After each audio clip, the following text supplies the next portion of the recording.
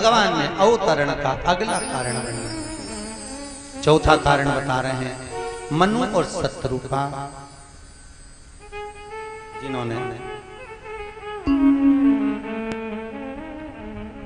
ब्रह्मा जी के द्वारा जो प्रकट हुए, मृत्युलोक में आकर तप किया, साधना करी, भगवान से विनती करी, ऐसा तप करा, ऐसा तप करा, भगवान नारायण प्रकट हुए। मांगो क्या चाहिए? मनु शत्रुपा कहते हैं आपके जैसा पुत्र चाहिए। भगवान कहते हैं मेरे जैसा कहां ढूंढने जाऊंगा, मैं स्वयं तुम्हारे ही घर में आऊंगा। स्वयं कहां ढूंढूं? और भगवान मनु शत्रुपा को आशीर्वाद देकर भगवान जाते हैं। जैसे ही भगवान गए, मनु शत्रुपा के मन में आनंद की अनुभूति हो गई, और इतना आनंद की अनुभूति मनु और शत्रुपा के मन में हुई क्योंकि अब भगवान स्वयं मेरे यहाँ स्वयं।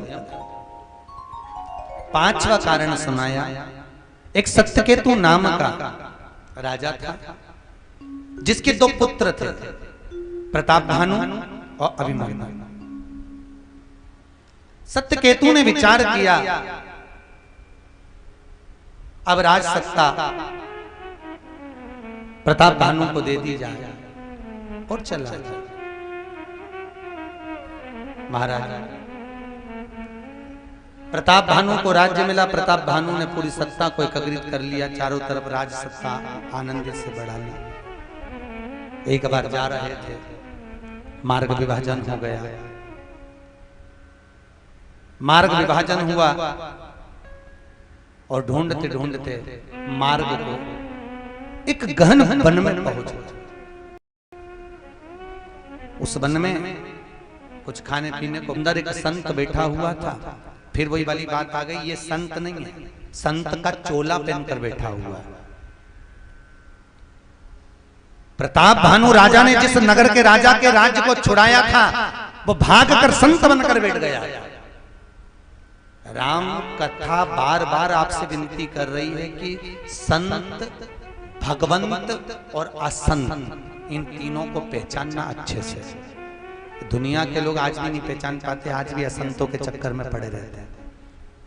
और फिर कहीं का असंत टीवी खोलो सामने आता है पकड़ाई में, तब जाकर समझ में आता है कि असंत था। आज भी दुनिया के लोग धोखा खा रहे हैं। संत और भगवंत के चक्कर में पड़ो, राम के चक्कर में पड़ो, भगवान के चक्कर में पड़ो, दुनिया के चक्कर में नहीं पड़ो।